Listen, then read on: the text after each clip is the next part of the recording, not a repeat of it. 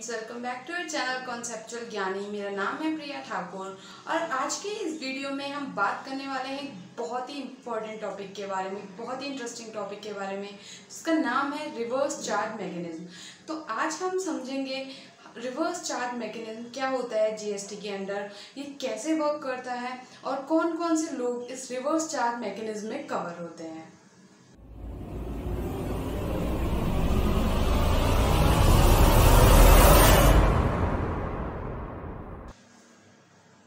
Normally हमें पता है कि जीएसटी में जो आउटपुट टैक्स लायबिलिटी होती है वो सेलर को पे करनी होती है। यानी कि नॉर्मल मैकेनिज्म में क्या होता है कि जो भी सामान बेच रहा है, गुड्स या सर्विस प्रोवाइड कर रहा है, उसको जीएसटी की लायबिलिटी गवर्नमेंट को पे करानी पड़ती है, उसको आउटपुट टैक्स पे कराना पड़ता है। बट रिवर्स चार्ज मैकेनिज्म कैसे वर्क करता है? रिवर्स चार्ज मैकेनिज्म में जो बायर होता है उसको टैक्स पे कराना पड़ता है। यानी कि बायर गुड्स का भी हो सकता है या फिर वो सर्विसेज अवेल कर रहा है, यानी कि जो भी इनवर्ट सप्लाई ले रहा है, ठीक है। अब सेलर की लायबिलिटी नहीं बढ़ेगी, जो सर्विस दे रहा है उसकी लायबिलिटी नहीं बनेगी, बल्कि जो सर्विसेज ले रहा है यानी कि रेसिपिएंट, उसकी लायबिलिटी बनेगी। उसको रिवर्स चार्ज मैकेनिज्म के अंदर जीएसटी पे कराना पड़ेगा। इसको हम बोलते हैं रिवर्स चार्ज मैकेनिज्म। यानी कि लायबिलिटी सेलर या आउटवर्ड सप्लायर की ना होके जो रेसिपिएंट है, जो रिसीवर है, उस पे जीएसटी की लायबिलिटी बन रही है। That's called reverse charge mechanism. तो दोस्तों, ये तो हमने देखा कि रिवर्स चार्ज मैकेनिज्म कैसे वर्क करता है। अब हम देखेंगे कि कौन कौन से लोग हैं जिन पे रिवर्स चार्ज एप्लीकेबल होता है, या कौन कौन से ऐसे लोग हैं जो रिवर्स चार्ज मैकेनिज्म के अंडर कवर होते हैं। तो दोस्तों, सबसे पहले रिवर्स चार्ज मैकेनिज्म की एप्लीकेबिलिटी में जो कवर होते हैं वो हैं गुड्स ट्रांसपोर्ट एजेंसी। यानी कि हम जीटीए की पहले बात कर लेते हैं। गुड्स ट्रांसपोर्ट एजेंसी यानी कि जो भी ट्रांसपोर्टेशन की सर्विसेज देती है ऐसी एजेंसी, उसको जीटीए हम शॉर्ट फॉर्म में बोलते हैं। तो जीटीए पे रिवर्स चार्ज मैकेनिज्म किस तरीके से अप्लाई होता है? सबसे पहले क्या होता है, जो जीटीए है अगर कुछ स्पेसिफाइड, मतलब जीएसटी के अंदर जो स्पेसिफाइड लोग हैं, अगर उन लोगों को सर्विस देता है तब उस पर रिवर्स चार्ज मैकेनिज्म लगता है। तो वो स्पेसिफाइड पर्सन कौन कौन से हैं? अगर किसी बॉडी कॉर्पोरेट को अगर जीटीए सर्विस दे रहा है, या फिर किसी कोऑपरेटिव सोसाइटी को दे रहा है, या फिर किसी सोसाइटी को दे रहा है, या फिर पार्टनरशिप फर्म को दे रहा है, किसी कैजुअल टैक्सेबल पर्सन को दे रहा है, बॉडी कॉर्पोरेट, और उसके बाद किसी भी रजिस्टर्ड पर्सन को, जीएसटी के अंदर रजिस्टर्ड पर्सन को अगर जीटीए सर्विस दे रहा है, तो ये लोगों को अगर जीटीए सर्विस देता है तो इन लोगों के ऊपर टैक्स की लायबिलिटी बनती है। यानी कि फिर वो रिवर्स चार्ज मैकेनिज्म में कवर हो जाएंगे और जीटीए को टैक्स पे ना करके जीटीए को टैक्स नहीं पे करना पड़ेगा। इन स्पेसिफाइड लोगों को रिवर्स चार्ज मैकेनिज्म के अंदर टैक्स पे करना पड़ेगा। तो दोस्तों, अब बात करते हैं दूसरी कैटेगरी की जो रिवर्स चार्ज मैकेनिज्म में कवर होते हैं। तो दोस्तों, अब हम बात करते हैं एडवोकेट्स की। यानी कि जो लीगल सर्विसेज देते हैं एडवोकेट, या फिर कोई सीनियर एडवोकेट, या फिर कोई भी लीगल फर्म है, फर्म ऑफ एडवोकेट, अगर किसी बिजनेस एंटिटी को जो कि रजिस्टर्ड है एंड मतलब जो कि टैक्सेबल टेरिटरी में है, ठीक है, बिजनेस एंटिटी जो कि टैक्सेबल टेरिटरी में है, रजिस्टर्ड है, उसको अगर कोई इंडिविजुअल एडवोकेट या फिर सीनियर एडवोकेट या फिर फर्म ऑफ एडवोकेट्स अगर लीगल सर्विसेज देते हैं, तो फिर रिवर्स चार्ज मैकेनिज्म में उस लीगल एंटिटी को उन सर्विसेज पे टैक्स पे करना पड़ेगा। यानी कि वो रिवर्स चार्ज मैकेनिज्म में कवर हो जाएंगे, और जो हम advocate and senior advocate and firm है उसको लायबिलिटी नहीं बनेगी। उनको ना बन के लायबिलिटी किस पे आएगी? Recipient of these legal services, यानी कि हमारी बिजनेस एंटिटी पे। नेक्स्ट बात करते हैं स्पॉन्सरशिप सर्विसेज की। यानी कि अगर आप कोई स्पॉन्सरशिप सर्विसेज दे रहे हैं, किसको? किसी बिजनेस एंटिटी को या फिर किसी पार्टनरशिप फर्म को, तो वो रिवर्स चार्ज मैकेनिज्म में टैक्सेबल होगी। यानी कि वो बिजनेस एंटिटी जो टैक्सेबल टेरिटरी में लोकेटेड है, वो रिवर्स चार्ज मैकेनिज्म में स्पॉन्सरशिप सर्विसेज के ऊपर जो भी आपने सर्विस प्रोवाइड की, तो वो बिजनेस एंटिटी या फिर पार्टनरशिप फर्म टैक्स पे करेंगे। जो जिसने स्पॉन्सरशिप सर्विस प्रोवाइड करी है उसको पे कराने की जरूरत नहीं है टैक्स को। नेक्स्ट बात करते हैं गवर्नमेंट की सर्विसेज की। यानी कि कोई भी ऐसी सर्विस जो कोई सेंट्रल, स्टेट या यूनियन गवर्नमेंट प्रोवाइड करती है, किसको? बिजनेस एंटिटी को, अगेन हम बिजनेस एंटिटी की बात कर रहे हैं, तो अगर central government, state government, union government अगर किसी बिजनेस एंटिटी को कोई सर्विस प्रोवाइड करती है तो वो सर्विसेज भी रिवर्स चार्ज मैकेनिज्म में कवर होती हैं।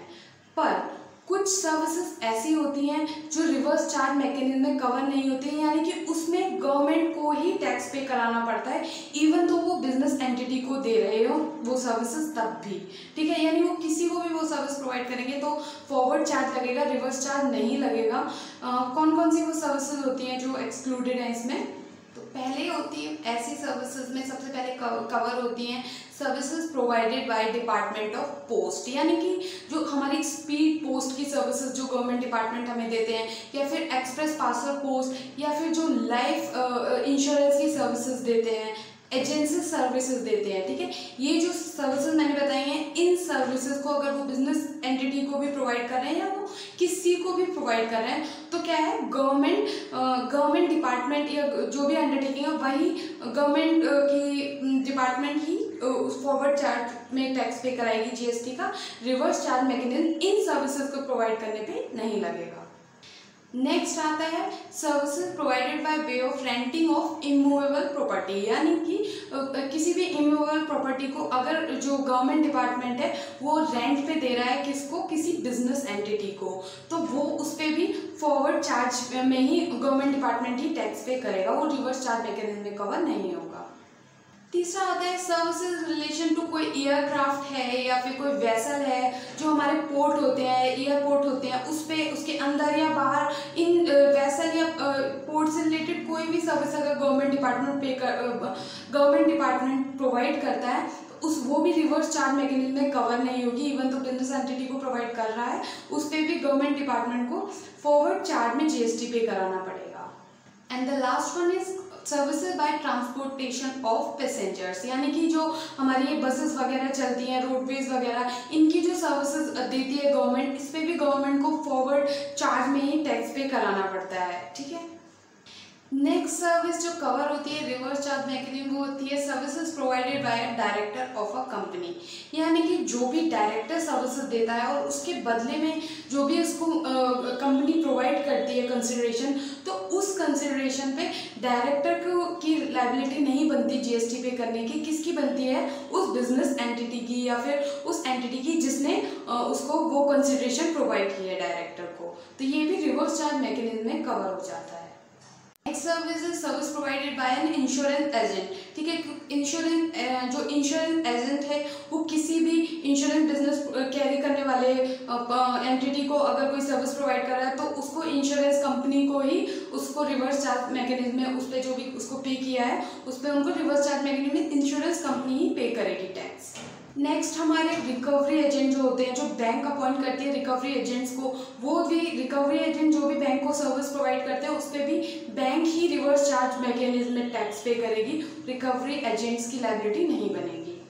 नेक्स्ट जो हमारे म्यूजिक कंपोजर होते हैं या फोटोग्राफर्स होते हैं या फिर आर्टिस्ट होते हैं, ये लोग अगर किसी म्यूजिक कंपनी को या फिर किसी प्रोड्यूसर को कोई सर्विस प्रोवाइड करते हैं, अपना कॉपीराइट ट्रांसफर करते हैं, यानी कि उनका जो वर्क है, जो आर्ट है या उनका जो आर्ट वर्क है वो यूज़ करने के लिए, उसके कॉपीराइट को यूज़ करने के लिए देते हैं, यूज़ करने देते हैं, तो वो जो सर्विस प्रोवाइड करते हैं तो उस पर भी जो है हमारी म्यूज़िक कंपनी या फिर प्रोड्यूसर को ही टैक्स पे करना पड़ता है, ना कि उन फोटोग्राफर या फिर आर्टिस्ट को या फिर म्यूज़िक कंपोजर को। तो नेक्स्ट जो हमारे पब्लिशिंग कंपनी को जो कोई ऑथर है जो किसी पब्लिशिंग कंपनी को प्रोवाइड करता है कि आप मेरे ये लिखा हुआ मेरा काम यूज़ कर सकते हो, अपने पब्लिकेशन हाउस में उसको प्रिंट कर सकते हो, तो उस पर भी जो रिवर्स चार्ज मैकेनिज्म में पब्लिशिंग कंपनी को टैक्स पे कराना पड़ेगा, ना कि उस ऑथर को।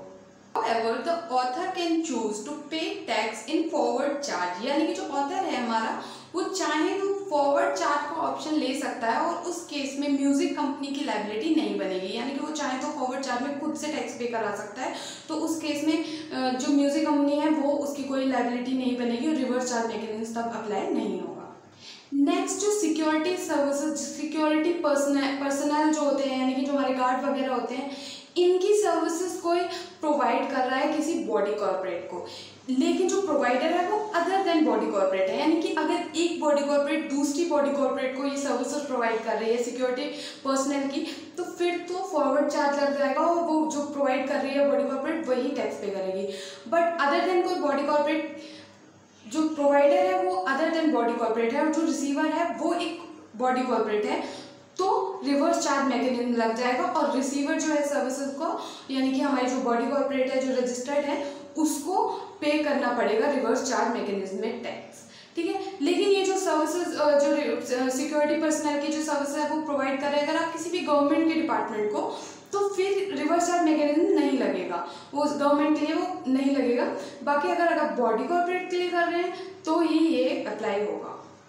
अगर ये सिक्योरिटी पर्सनल के जो सर्विसेज प्रोवाइड कर रहा है वो किसी ऐसे पर्सन को कर रहा है जो कॉम्पोजिशन स्कीम में टैक्स पे करता है, तो अगर ऐसे स्कीम में टैक्स पे करता है, कॉम्पोजिशन स्कीम के बारे में मैंने पिछली वीडियो में बताया था, अगर आप चाहते हैं कि वो वीडियो समझना चाहते हैं कॉम्पोजिशन स्कीम को, तो मेरी वीडियो देख सकते हैं, डिस्क्रिप्शन में लिंक डाल देंगे।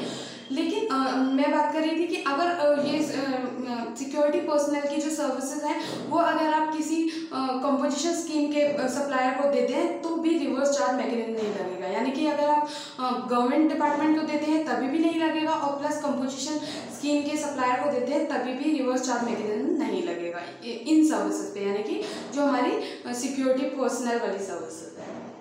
तो दोस्तों ये कुछ सर्विसेज थी जो रिवर्स चार्ज मैकेनिज्म में कवर होती हैं, हमने आज उनको अच्छे से समझा है। और आज की वीडियो के लिए बस इतना ही। Take care, bye bye.